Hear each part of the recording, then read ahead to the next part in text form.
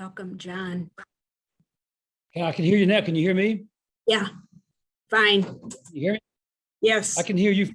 Okay, I can see you and hear you. good. The rest of us are all muted, Okay. so we're all set.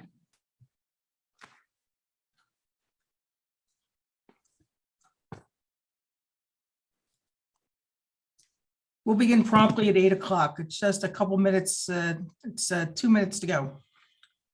Okay.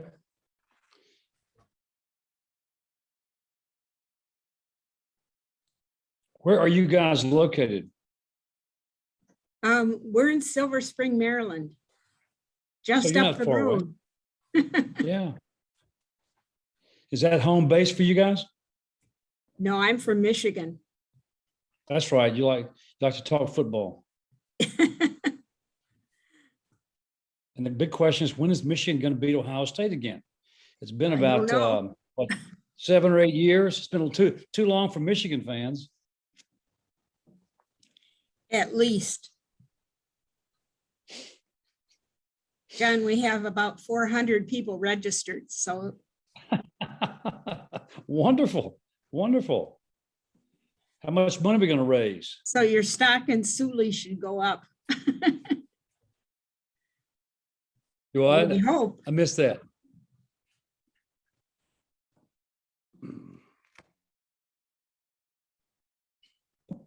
Okay, now you're frozen. Okay, you're back now. Can't see me? I hear you. Yeah, I see you and yeah, I see you and hear you. Very good. Barbara's going to start with a little introduction. Okay, let me warn you up front. I'm on our farm. We live way out in the boondocks south of Charlottesville, Virginia. And our internet here is a satellite system that is usually reliable. The weather's perfect, so it should work fine. I've done about 1,000 Zooms in the past 18 months, and almost all have gone well. But occasionally the connection is unstable. It'll flash that for me, and you might lose me. So that's happened several times. So if you lose me, you lose me, I'll lose you, whatever. We'll try to do it again sometime. So a bit of warning up front. All right. Okay, well, we're ready to go. John, you ready? Well, good evening, Ready. everyone. We're here with renowned author John Grisham and Sister Joan Mumaw. John is well known nationally and internationally, having sold more than 300 million copies, books with 28 consecutive #1 bestsellers. Altogether, he has written 37 novels and 1 work of nonfiction. His latest book, The Judge's List, just came out last month. Sister Joan, an Immaculate Heart of Mary sister from Monroe, Michigan, is the Chief Administrative Officer of Friends in Solidarity, the U.S. partner of Solidarity with South Sudan. Solidarity raises funds and support for our schools and facilities in South Sudan. Sister Joan has spent 16 years working on the continent of Africa. She has served as the congregational leader of her community and has experience working in institutional advancement. I am Sister Barbara Buckley, a Sister of Mercy and the Associate Administrative Officer of Friends in Solidarity for South Sudan. I will be facilitating our talk with John and Joan. But first, let me tell you about South Sudan, a country lacking both physical and institutional infrastructure, as so well documented in John Grisham's book, Sooley. It is the 3rd most fragile country in the world and scores last regarding human development. Let me share a few statistics. Of the 12.1 million South Sudanese, 8.3 million are in need of humanitarian assistance. Years of civil conflict, tribalism, and religious conflict have left the country destitute. Climate change greatly affects sub-Saharan Africa, with monsoon rains washing out roadways and desert-like conditions eroding much of the arable land. The primary reason for humanitarian need is ethnic conflict, displacement, food insecurity, health problems, malnutrition, and waterborne diseases. More than 50% of South Sudan population are under the age of 18, placing stress on those in the labor market to care for a high number of dependents. Life expectancy is 57 years. 10% of children do not live beyond their 5th birthday. The country's road network is largely unpaved and during the rainy season is impassable. 27% of the population is literate. Because of COVID-19 restrictions, many schools closed, causing essential services like breakfast and lunch programs to cease. Recognizing the great need of their people, the South Sudanese bishops petitioned the church in 2004 to help. Religious sisters, brothers, and priests have committed to capacity building in South Sudan. The desperate state of healthcare and education in the country, the lack of resources in the church and society, and an emerging new independent country impelled men and women of faith to take up the call from the bishops of Sudan. This international effort is called Solidarity with South Sudan. Friends in Solidarity is its U.S. partner. Thank you for joining us for this conversation with John Grisham, published last April by Doubleday. Sooley is unique in John's publishing history. It is the story of a South Sudanese basketball player, Samuel Suleiman, who makes his way to the United States. Your questions may be submitted through the Q&A link, which we will have time for toward the end of our conversation with John. Information about Friends in Solidarity and how you can support our work can be found in the chat room. Now, let's join John and Joan for a conversation about Sooley. Thank you, John, for your willingness to engage with us over your recent book, Sooley. We are delighted that you are here with us this evening. One of our supporters initiated this conversation with you after reading the book. She realized that it provided the opportunity to raise awareness about the situation in South Sudan and the struggle of one person to flee the violence, including killing and abduction of family members. While this is a fictional account of the life of one person, the reality is not too different 10 years after independence of South Sudan from the Greater Sudan. So what we want to know is what inspired you to write this book and why South Sudan? Several inspirations. First, a love of sports. My entire life, I've enjoyed sports. I played sports when I was a kid in high school, dreamed of playing college, had big dreams and not much talent, so didn't get that far. But I've always been an avid fan, especially of the college games. We live here in Charlottesville, Virginia, so we go to a lot of ACC basketball and football games. I've written 2 novels, short novels about football. I waited 20 years to have a story about baseball, my favorite sport. And I love college basketball. And I've always wanted to write a story about a novel about college basketball. But I can't just write a novel. I have to wait until there's some inspiration. And so, first of all, I had the interest in doing so. Then about 3 or 4 years ago, I saw a magazine article online about a team from South Sudan, team of 17, 18-year-old players who were in the U.S. in one of the big summer showcase tournaments somewhere. I think it may have been Hawaii. And the team became the darlings of the tournament because of their style of play, their tremendous intensity, their hustle, their fantastic athletes. And the crowd just fell in love with these kids. And it was a great story. And they slaughtered all their opponents. They killed they just killed everybody.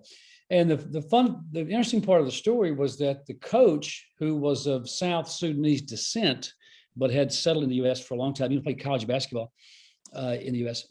He was their coach, and he had a real passion for helping the people of South Sudan. His goal was to teach the boys as players lessons of leadership, some of the hard lessons of life.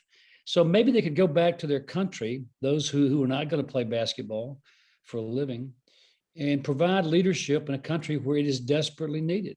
And I thought that was the cool part of the article. So that was the main inspiration, a story about a team from South Sudan. I did not know much about South Sudan. I began reading a lot. I read probably 12 to 15 books written by people like y'all, relief workers, religious workers, people who are there on the ground, reporters, politicians, diplomats, all kinds of books. But the best books are written by refugees who barely escaped, who barely got out, who ended up in the camps. And some of the basketball players, Luol Deng is probably the most famous NBA player right now from South Sudan. His family barely escaped when he was a kid. They settled in the UK, and he discovered basketball there. That's not an unusual story. And in the past 20 years, we've seen an influx of these great African players playing college basketball here in the US, and they're always exciting and fun to watch. So that's a long-winded answer to your story about the inspiration. It all came together. And then a year ago, I was writing another novel, and all of a sudden, March Madness was canceled. And as avid college fans, we live for March Madness like everybody, most of the country does. And it just seemed kind of cruel and unfair to just cancel all of March Madness. And so I had to have a basketball fix. And so I said, okay, I'm going to write the book. It's time to write the novel. And I started writing the novel a year ago. Thank you very much, John, for telling us the story. One of my friends just returned from South Sudan after being there for quite a while. And he was very struck by your description because it's not only rather graphic, but very accurate, quite accurate. Especially the scene of Samuel on the bus. Unfortunately, that's the experience of a lot of South Sudanese. Only a few weeks ago, 2 South Sudanese Catholic sisters, co-workers with Solidarity, were killed on a bus that was ambushed by men in military uniforms. And then last week, we had 3 of our members robbed at gunpoint in one of the projects that we work on. So this is not unusual, and you captured it very well in your research. Have you ever had the opportunity to go there? Or even to the camps? No, I was not planning to go. COVID made it impossible to go. I was advised by the State Department not to go, as they tell almost all Americans, don't go. It's one of the most dangerous countries in the world. And my sense of adventure travel is pretty much gone. I went to Africa 15 years ago with the kids on a safari, and that was, leisure travel. It was nothing hard about it. I'm not sure I'll ever go. The research, though, again, was done by just the sheer number of articles and books written by people who have been there for years, and people who are from there, people who have worked there. Just some really great books about the history of the country. Also, you can watch YouTube videos of the refugee camps for about an hour and get a real clear picture of how dire things are there. It's a tremendous humanitarian crisis that worsens every day. It's not getting better because there are more and more people who have been displaced. Many of these people from South Sudan cannot go home because they have no homes. It's not safe to go back. Their families have been scattered or destroyed, and they've been in camps, as you've seen and in Uganda, Kenya, other countries for 5, 10, 20 years. And that's where they live, in these camps, and they're just stuck there. They can't go anywhere. It's just heartbreaking what is happening to these refugees. And again, it was fascinating research. I had to really kind of throttle back some of the descriptions of the violence, because the violence, as you know, is really horrific, and it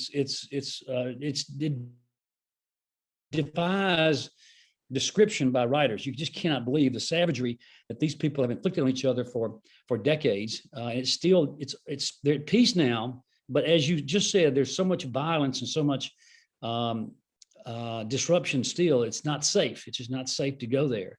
And I just have great admiration for you and your organization to have the courage to go there, because most people are not that brave.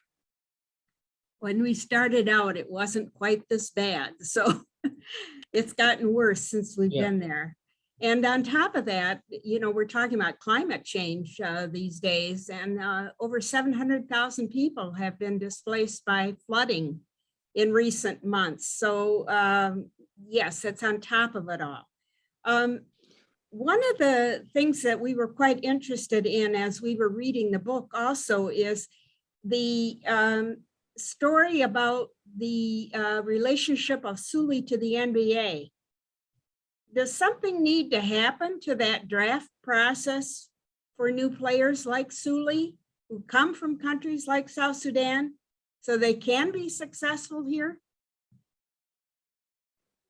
Well, if I were king for the day, I'd have a whole lot of fun, first of all, but I would change a lot of rules in sports that need to be changed. And one of the worst rules that we've had for many years now, it's probably not going to change, is the one and done rule, where a kid can go to college for 1 year and then turn pro. And that happen. We see it every year. The elite basketball players, most of them are not quite ready at the age of 18 to join the NBA. Football and basketball are much more physically demanding sports than baseball. And so, but you have baseball players every year in the minor leagues at age 18 and 19. It's always been that way. But that game is not quite as demanding, and very few 18-year-old players can jump from high school to professional basketball. Some have been the great ones. Kobe did it. LeBron did it. Karl Malone did it. There were a lot of great players who, because they're great, they could do it. And they were physically mature at the age of 18 or almost mature. Most experts, most college coaches and scouts and players say you've got to have a year or two of experience at the college level to be ready for the pro game. But what we have now is this mass signing of great players to colleges. They stay 1 year. It's not about education anymore. It's about just, give me the money. Let's hurry up and make the money. So I would certainly change that rule and do something like they have in baseball. Yeah, if you sign with a college, you have to go at least 3 years before you can turn pro. If that rule could be implemented for basketball, it would really, in my opinion, do a lot to protect players, not just the African kids. A lot of these young kids, regardless of where they're from, are not that physically or emotionally mature and ready for the big game. They need some maturing at the college level. So I would change that rule. It's not going to change, I don't think, anytime soon. It's discussed every year between the NBA and the college coaches. College coaches hate one and done because they want to keep the great players for 3 years, not just one. But it's all about money, and the money is so enormous for professional athletes now. You can't blame these kids for they can't turn down $1 million contract when they come from poor backgrounds and they want to support their families. So it's not a good situation, but I'm afraid it's not going to change. In places like South Sudan, Kenya, Uganda, places that I'm familiar with, football, which we call soccer, and basketball, require little expensive equipment, and they function to unite countries across tribal and ethnic boundaries. Do you see sport functioning that way in the US in a similar way, or is it just one more source of division? I'm not sure it's a source of division. We just do things our way over here. We have two sports that are truly unique to, three. Our three major sports are very much American sports: football, basketball, baseball. They all originated here. And, soccer has never done much here. There's a lot more of it now than 20 or 30 years ago. It's a professional league, and they do okay, but it's nothing to compare with the big three sports. Hockey's a distant fourth. We're just not gonna embrace those sports. I follow soccer once every 4 years at the World Cup tournament. It's fun to watch teams come from around the world and play the same game on the same size field and bring all their fans into one country, the host country. I love the World Cup. It's like the Olympics. I love to watch the international flavor. of the World Cup. But beyond that, I don't really, watch any soccer, and I can't see soccer ever rivaling the big three sports here. Let's talk a little bit about the ending of the book. It's almost like a double ending in the book. And I don't want to spoil it for those who've not read the book. So plug your ears or lower the sound on your computer. I recently learned that you often write the ending before you write the book. What about this book? Was this originally how you envisioned it ending? I don't write the ending, but I know the ending.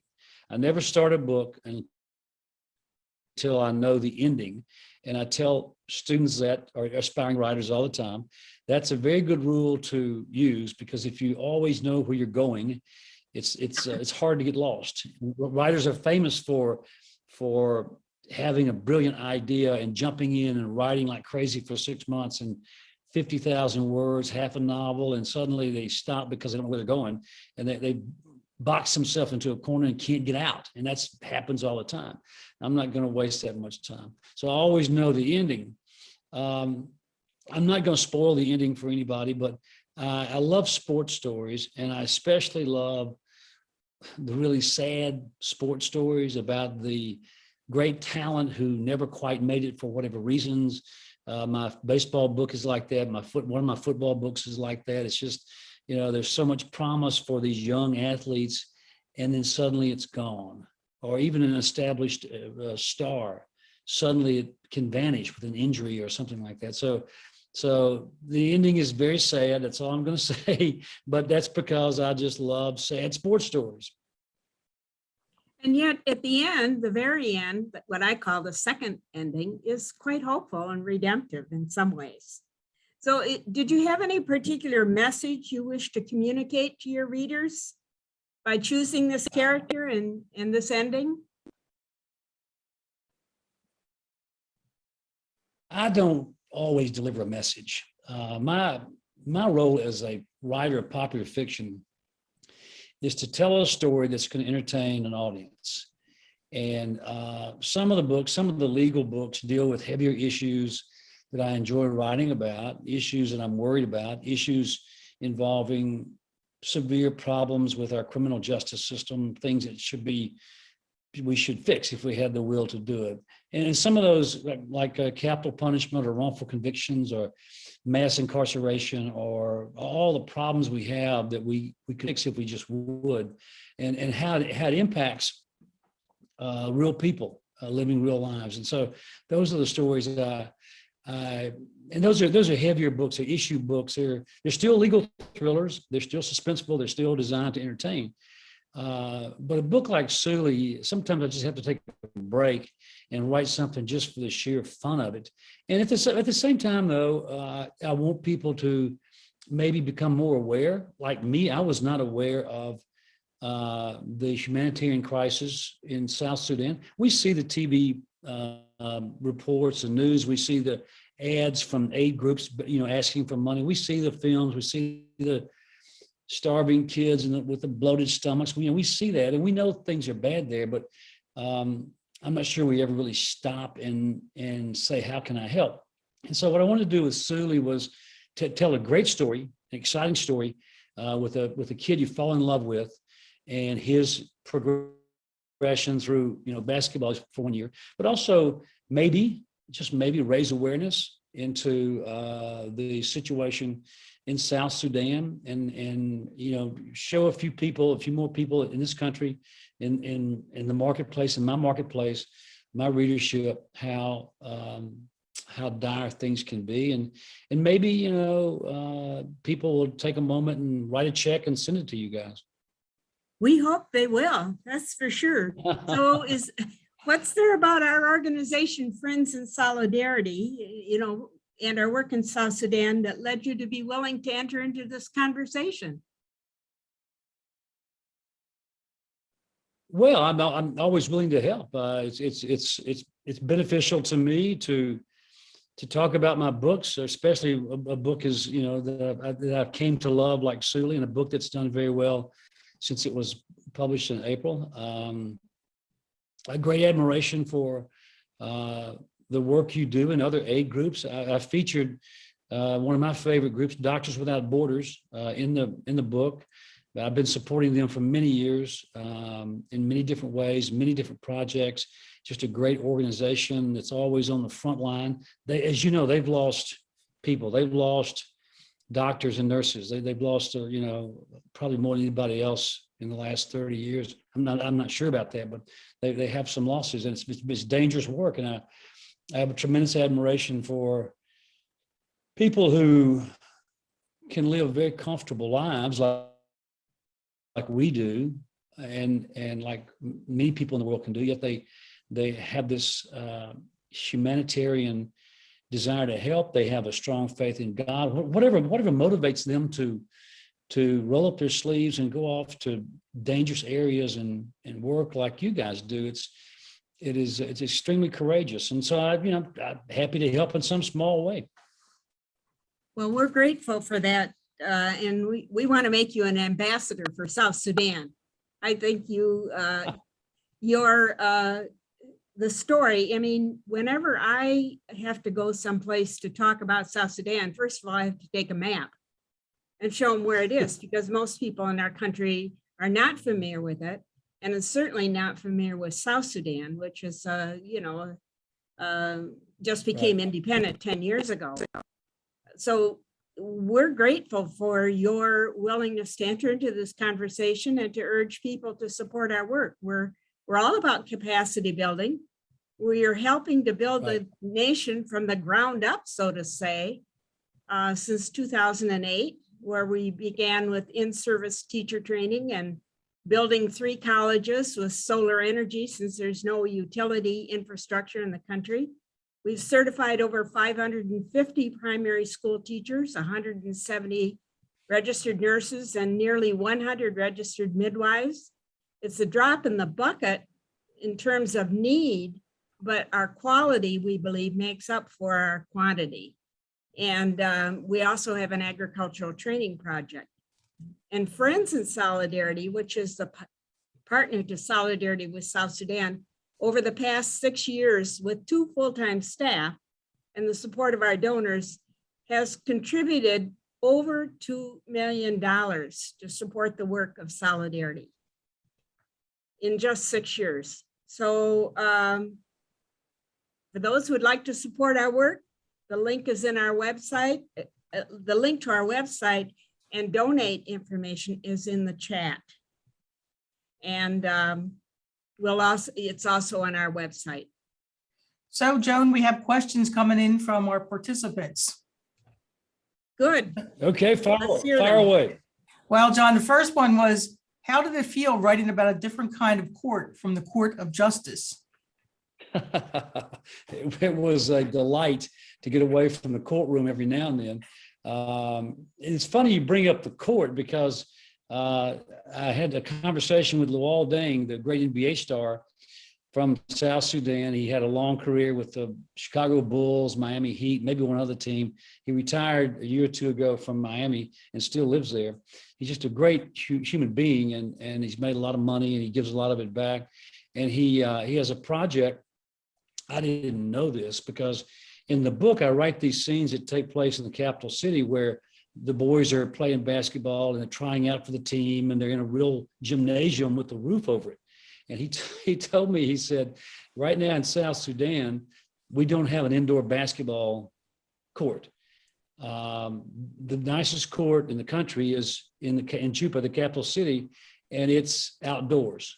And during the rainy season, you can imagine what it does. And so his goal, and I'm going to try to help him as much as I can, his goal is to raise a bunch of money and to build a big indoor basketball facility with 2 or 3 courts, but also use it for all types of public meetings, and to build the first indoor basketball court in South Sudan. I assume there were several. There are none, and that's where he's from, and he's going to get it done. So that was something I didn't know. I learned that, a couple of weeks ago when I first talked to him. So it was a lot of fun learning about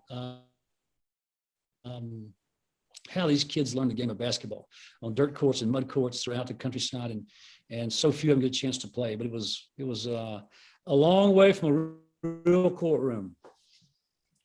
So another question was, have you been in touch with the real coach of the South Sudanese basketball team that inspired you? I have not. I have not. I think there's a different coach now. I don't often reach out to people I read about because I don't want to be accused of taking advantage of a situation or taking advantage of my celebrityhood to reach out to people to get information. I'm very cautious about doing that.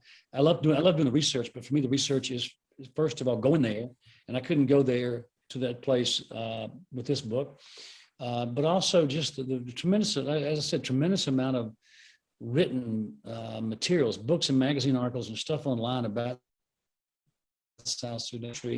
And then again, as I said a while ago, the YouTube videos there are thousands, hundreds of them about the refugee life and the atrocities and things you probably don't want to see. But because of the internet, there's so much research I can do now. Have you received any reaction to the book by South Sudanese themselves? Has anybody reached out to you from South Sudan? Two people, one gentleman from, he's based here in the U.S. He has also a nonprofit that's raising money for great work there. We swapped letters. And then Lawal Deng, the NBA star who spends a lot of time in Africa organizing basketball tournaments throughout the continent. He's active in many, many countries in Africa. And his goal is to use basketball to help train these young men and women and help them to get to the U.S. to play college basketball. That's their goal. If the goal is to get here and be able to be seen and scouted by American coaches, and the dream is the NBA. But getting them here, takes a lot of work. A lot of them are really just naturally gifted athletes because they have the height, the speed, the quickness. They're just wonderful athletes. But a lot of them are kind of rough around the edges. They need a lot of maturing and a lot of experience to learn the game. And so he's actively doing that. So I forgot what your question was, but I gave it a long answer.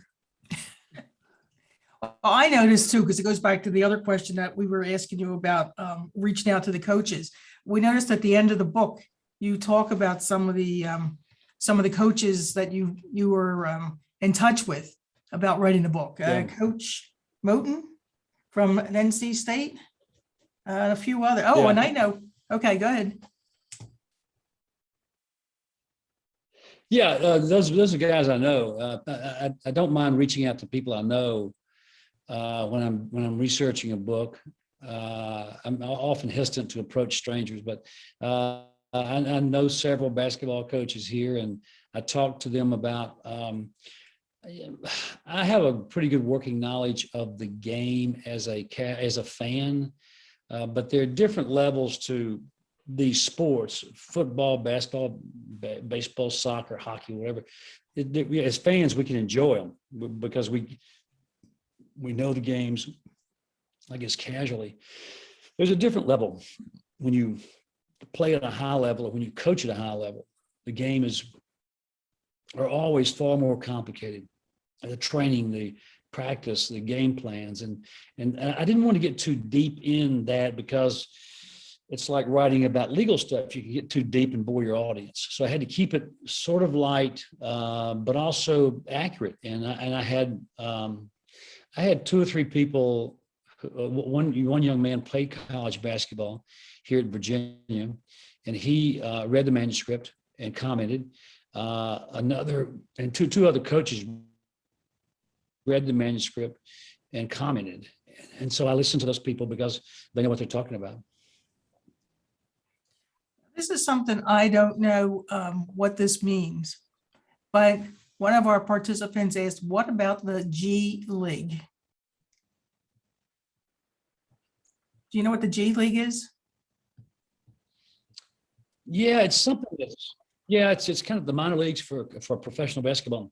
It's fairly new, and I'm not a big professional sports guy, so I'm not a big, I don't follow the NBA that closely.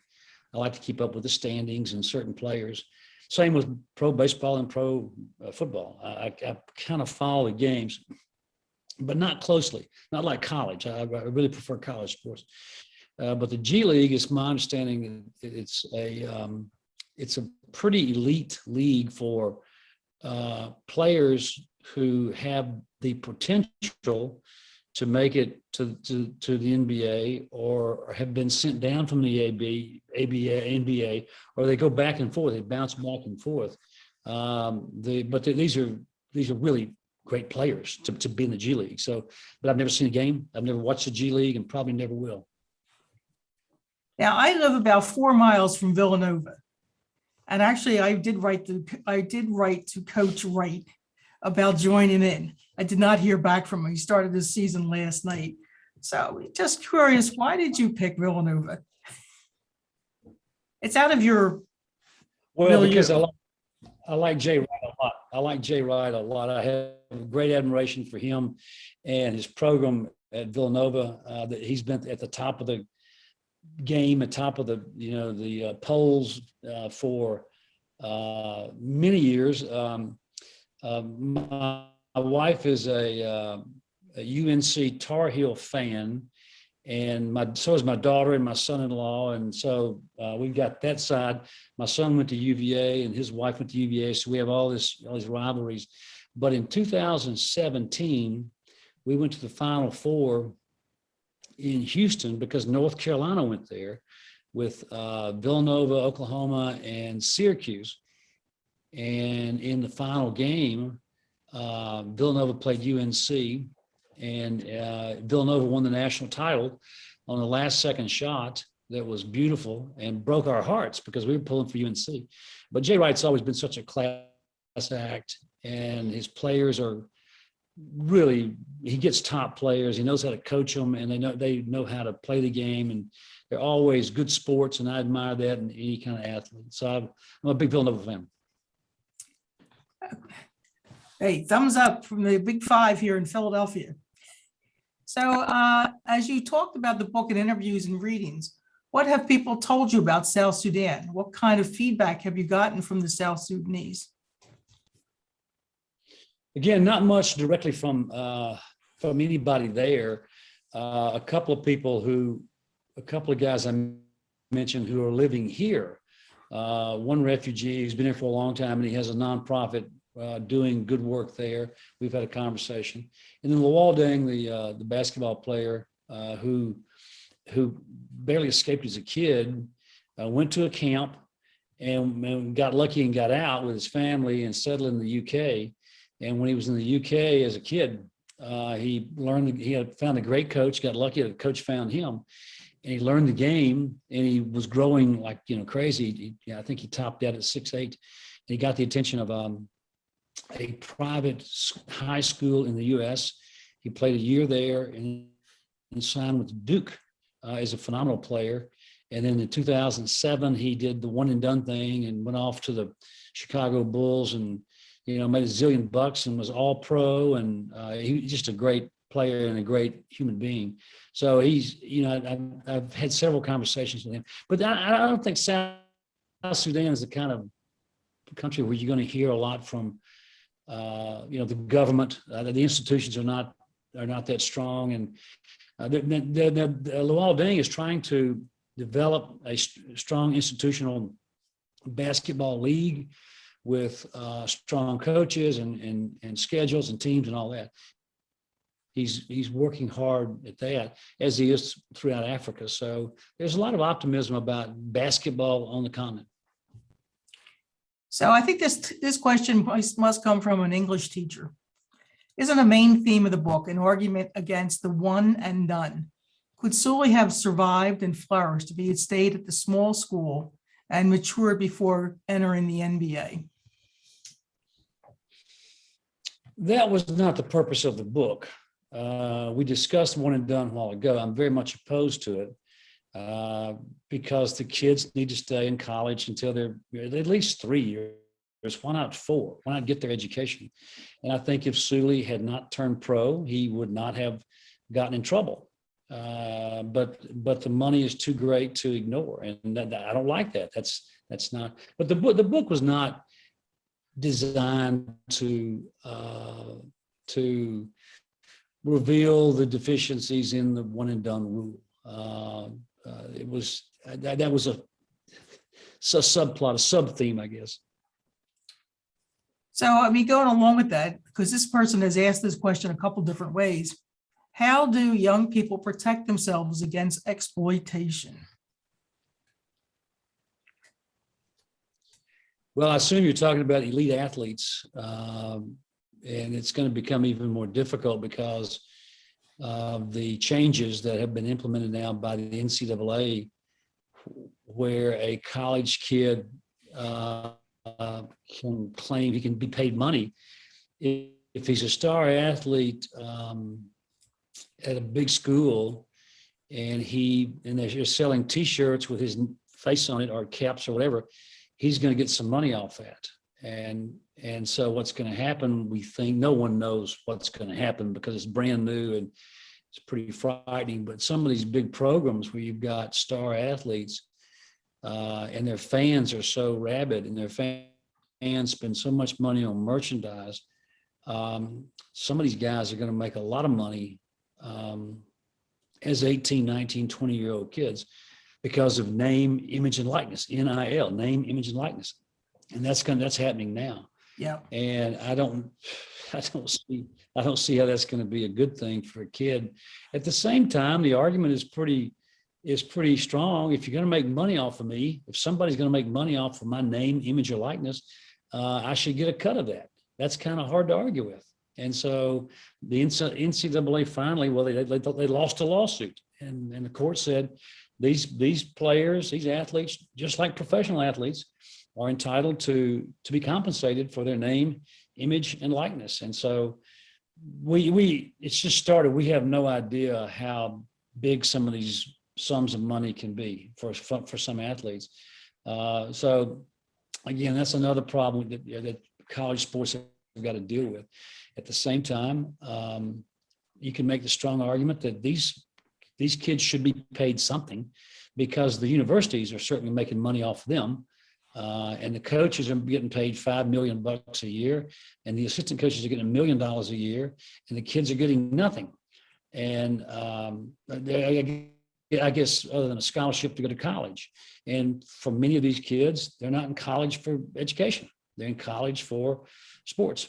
And we've got our priorities wrong, but they should be allowed to be compensated something. That argument's been going on for years, and finally, I think they are going to be compensated. Yeah. Well, this person writes, I was impressed with Sooley's loneliness for his family, such as trying to call his mother weekly at the camp. Can you, John, or you, Joan, comment if that is typical with refugees who make it to the U.S.? Joan, you might want to. I've read a lot of. Give John a break. Okay. Go ahead, John. Yeah, let me get some drinking some Yes, water. I think that's probably typical of any refugee coming from any of their home territories. They don't want to leave their country, but they're forced to leave for whatever reason. And so, yes, I'm sure that they want to connect back, and probably the first thing they do is to make sure that they can connect with phones, as Sooley did in the camp. Certainly WhatsApp is probably the favorite app for calling people from the African continent. I had to go to Africa to learn about WhatsApp. So yes, I do think that it's a real need. And I have great admiration for those who were the lost boys of South Sudan, who spent years in refugee camps and then have come here now to the US. And many of them, if they've made it here, are making sure that they contribute back to their own continent and are helping out, as John has already indicated, either with sports equipment or with educational equipment. Just this week in Time Magazine, there was a story. It's the new generation of leaders, young leaders. A story about a basketball player by the name of Bismack Biyombo from the Congo, who's doing exactly that. He's just signed with he's free agent now, but he's signed with the Orlando Magic, making millions of dollars. And all of that money, from his perspective, or at least from the article, is to go back to Congo for educational and sports facilities, but especially for schools. And that's, as we work in South Sudan, that's the biggest need, is education, education, education. It's the future. And so it's a big thing for us. So, John, any Yeah. more Africa books in your future? And I read many stories. Beg your pardon? Go ahead, do your answer. You read many? Oh, I've read many stories of refugees who were displaced in the middle of the night, just like Sooley's family, because they had to flee. And once they're dispersed, they don't always find each other. And because some are dead, like in this case, Sooley's sister was taken by, rebel soldiers and never found. And for many months, once Sooley realized what had happened to his village, he was in the U.S. at a basketball tournament when he got the news that, terrible things had happened back home. And for 2 or 3 months, he knew nothing about where his mother was, or his 3 siblings. Yeah, his 2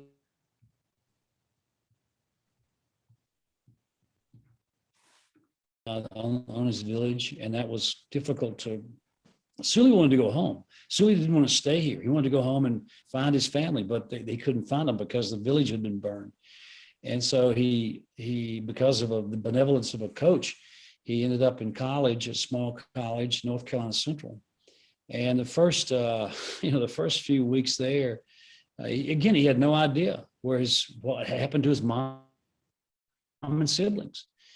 And he was extremely lonely, extremely depressed, extremely sad. And then one day he got the miracle call that his mother had been located in a camp, and because of the help of the nonprofit Doctors Without Borders, he began talking to his mom once a week and realized that his sister was gone, and she was gone forever. She would never be found. But just to know that his mother and 2 brothers were safe. They were living in a tent, but they were getting enough to eat barely, and some level of medical care, some level of protection. The refugee camps inside South Sudan are not always safe. And I think the governments of Uganda, Kenya, Congo, some of those other countries have just been done tremendous jobs in taking in hundreds of thousands of refugees that they really can't afford to take in, but they've opened up their borders, and they don't want to see people starve. And so once Sooley finds out that most of his family's left, that lifts his spirits tremendously. And because he's so, he's not really lonely. He's just homesick and sad and depressed. His therapy is to get up every morning with the sun and go to the gym on the campus of NC Central and shoot baskets for a couple of hours. And that, gets to be a habit. That's his therapy, just to get his mind off of all of his problems. He's not serious about school yet. He's still a kid. He's not, he doesn't see the future in basketball because he's still a skinny, kid who's not that big, although he's growing rapidly. And he as the story progresses, he gets better and better, and life gets better for him. But the first few months when he's at college on the campus, so far away from a home he'll never see again, was, I tried to make that real sad. You And you succeeded, did. John. Well, we are really coming to the end here, John. I do have one more question though, is any more, oh, there's two more questions. Any more Africa books in your future?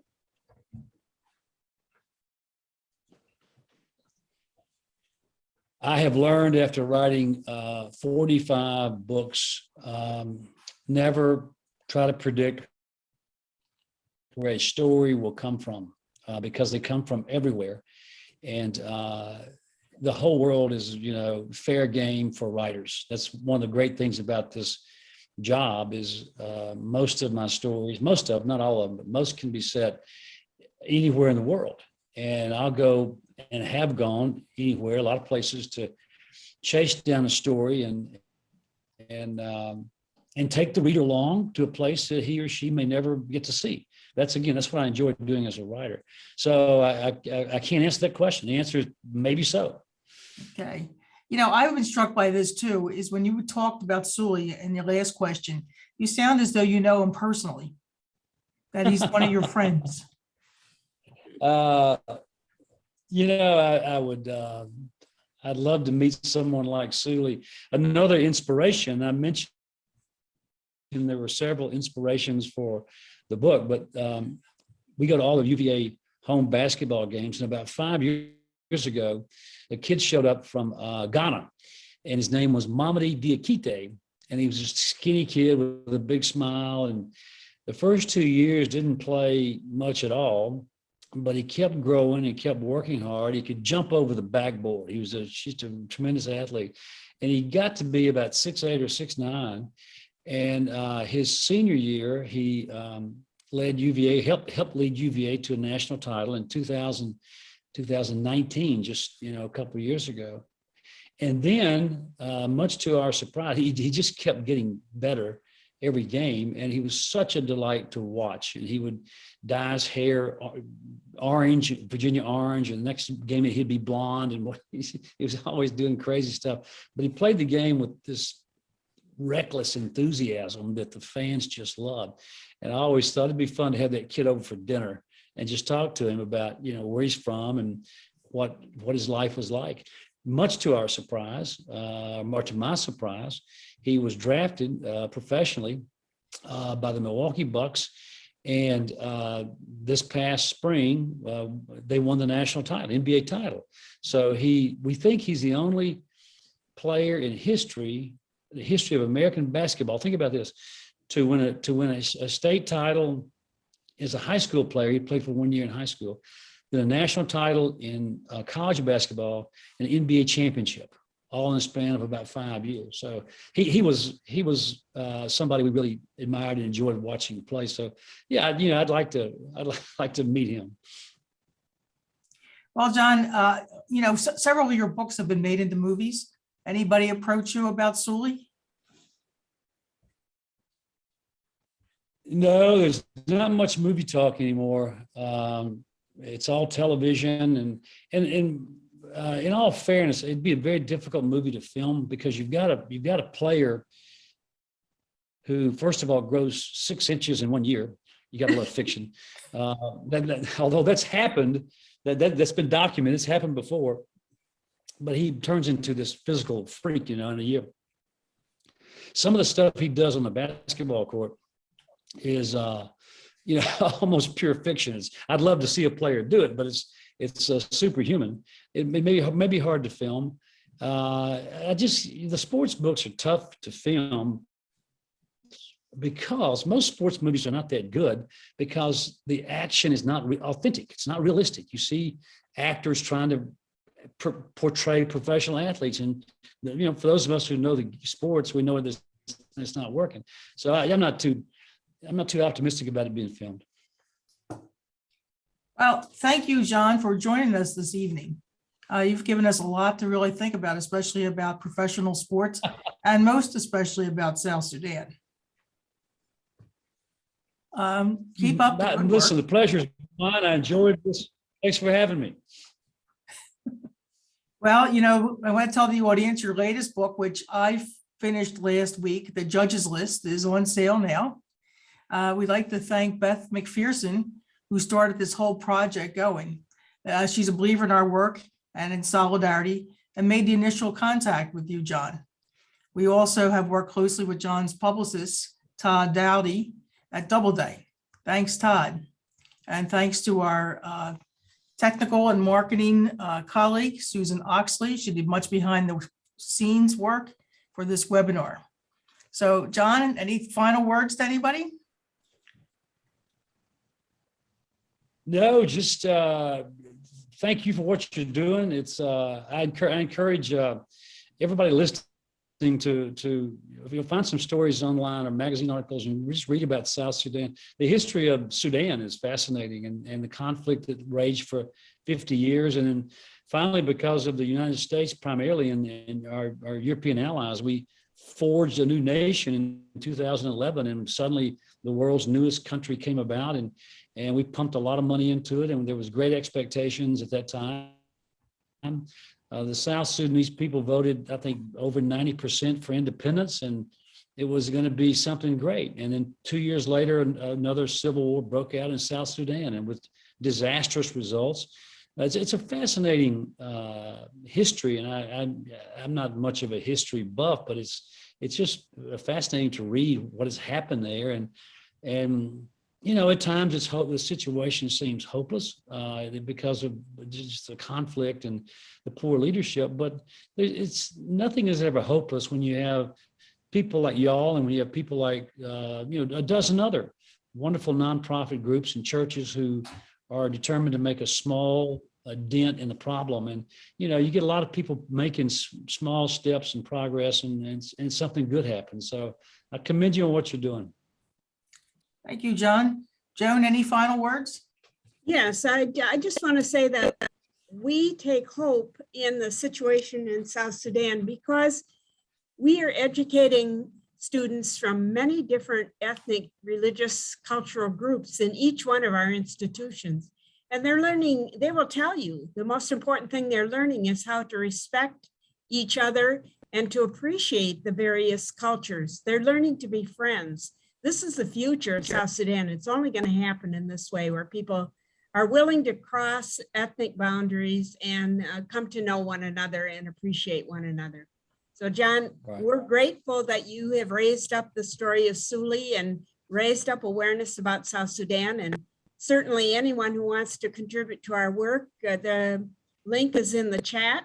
And we welcome all kinds of support for the work that we do. Thank you. My pleasure. I enjoyed it. Thank you all. Thank you. All right. And we bid all of you a good night. Thanks, John. Bye. Bye. Bye.